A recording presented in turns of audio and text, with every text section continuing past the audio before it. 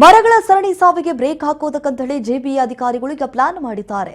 ಮರಗಳ ಸ್ಕ್ಯಾನಿಂಗ್ಗೆ ಐಡಬ್ಲ್ಯೂಎಸ್ಟಿಗೆ ಜೆಬಿಎ ಪ್ರಸ್ತಾವನೆಯನ್ನ ಸಲ್ಲಿಸಿದ್ದಾರೆ. ಮಾನವನ ದೇಹ ಸ್ಕ್ಯಾನ್ ಮಾದರಿಯಲ್ಲೇ ಮರಗಳನ್ನ ಸ್ಕ್ಯಾನಿಂಗ್ ಮಾಡಲಾಗುತ್ತೆ. ಇನ್ಮುಂದೆ ಏನೆಲ್ಲ ಪ್ರಾಬ್ಲಮ್ಸ್ ಆಗಿದೆ, ಏನೆಲ್ಲ ಸಮಸ್ಯೆ ಉಂಟಾಗಿದೆ, ಇನ್ಮುಂದೆ ಮರಗಳ ಒಳರಚನೆ, ಬೇರುಗಳ ಸ್ಥಿತಿಗತಿ ಹೇಗಿದೆ ಅದೆಲ್ಲವನ್ನ ಕೂಡ ಟೆಸ್ಟಿಂಗ್ ಮಾಡಲಾಗುತ್ತೆ. 5 ನಗರ ಪಾಲಿಕೆಗಳ 1500 ಮರಗಳ ಪರೀಕ್ಷೆಗೆ ತಯಾರಿಯನ್ನು ನಡೆಸಿದ್ದಾರೆ ಜೆಬಿಎ ಅಧಿಕಾರಿಗಳು.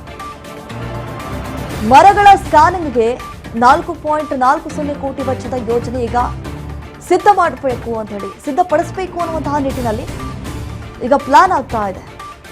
ಮಲ್ಲೇಶ್ವರಂ ಬಂದರಲ್ಲೇ 50% ಮರಗಳು ಬೀಳುವಂತಹ ಸ್ಥಿತಿ, 50% ಮರಗಳು ಅಪಾಯದಲ್ಲಿವೆ ಅಂತ ಹೇಳಿ ಈಗಾಗಲೇ ಪ್ರಾಯೋಗಿಕವಾಗಿ ಒಂದು ವರದಿ ಬಂದಿದೆ.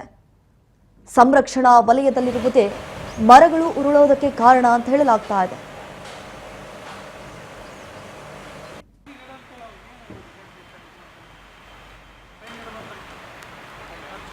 ಇದೇ ವಿಚಾರದ ಕುರಿತು ಒಂದು ಪ್ರತ್ಯಕ್ಷ ವರದಿಯನ್ನು ಕೊಟ್ಟಿದ್ದಾರೆ ನಮ್ಮ ಪ್ರತಿನಿಧಿ ವಿನುತಾ. ಬನ್ನಿ ನೋಡ್ಕೊಂಡು ಬರೋಣ.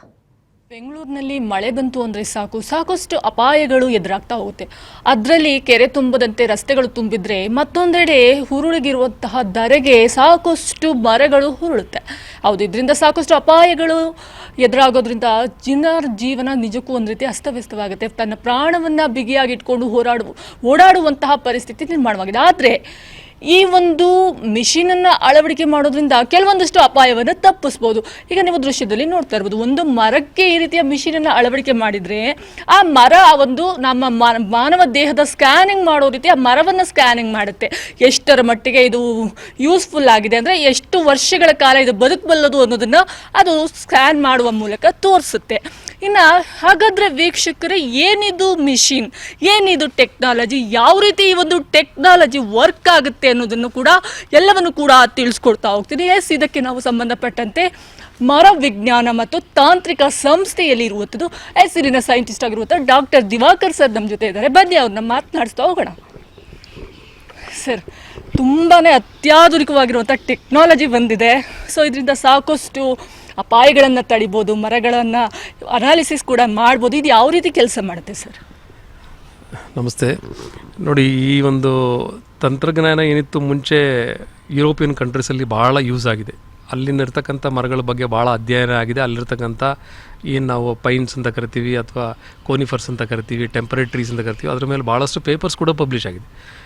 ಮೊದಲ ಬಾರಿಗೆ ಭಾರತದಲ್ಲಿ 2017ರಲ್ಲಿ ಈ ಒಂದು ಇನ್ಸ್ಟ್ರೂಮೆಂಟ್ನ ನಾವು ಒಂದು ಇಂಡೋ ಜರ್ಮನ್ ಕೊಲಾಬ್ರೇಟಿವ್ ಪ್ರಾಜೆಕ್ಟ್ನಲ್ಲಿ ತರಿಸ್ಕೊಂಡು ಇಂಪೋರ್ಟ್ ಮಾಡ್ಕೊಂಡು ಹೊರಗಡೆಯಿಂದ ಜರ್ಮನಿಯಿಂದ ಅವತ್ತಿನಿಂದ ಇವತ್ತಿನವರೆಗೂ ಸತತವಾಗಿ ಕೆಲಸ ಮಾಡ್ತಾ ಇದ್ದೀವಿ. ಈ ಇನ್ಸ್ಟ್ರೂಮೆಂಟ್ನ ಯೂಸ್ ಮಾಡಿಕೊಂಡು ನಾವು ಫಸ್ಟ್ ಮಾಡಿದ್ದು ಹೈ ವ್ಯಾಲ್ಯೂ ಟ್ರೀಸ್.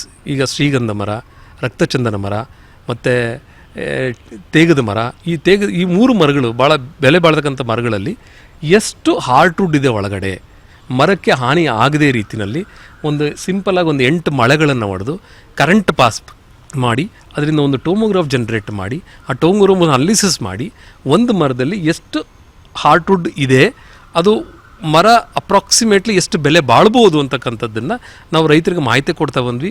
ಸುಮಾರು ನಮ್ಮ ಪ್ರತಿನಿತ್ಯದಲ್ಲಿ ನಡೀತಕ್ಕಂಥ ಪ್ರತಿಯೊಂದು ಟ್ರೈನಿಂಗ್ ಪ್ರೋಗ್ರಾಮಲ್ಲೂ ರೈತರಿಗೆ ಇದ್ರ ಬಗ್ಗೆ ಅವೇರ್ನೆಸ್ ಕ್ರಿಯೇಟ್ ಮಾಡಿ, ಈ ಥರ ಒಂದು ಎಕ್ವಿಪ್ಮೆಂಟ್ ಇದೆ ನಮ್ಮ ಹತ್ರ, ನೀವು ಕನ್ಸಲ್ಟೆನ್ಸಿಗೆ ಬನ್ನಿ, ಕನ್ಸಲ್ಟೆನ್ಸಿ ಚಾರ್ಜಸ್ ಭಾಳ ಕಮ್ಮಿ ಇದೆ, ಒಂದು 250 ರೂಪಾಯಿ ಒಂದು ಮರಕ್ಕೆ ನಾವು ರೈತರ ಹತ್ರ ತೊಗೊತೀವಿ.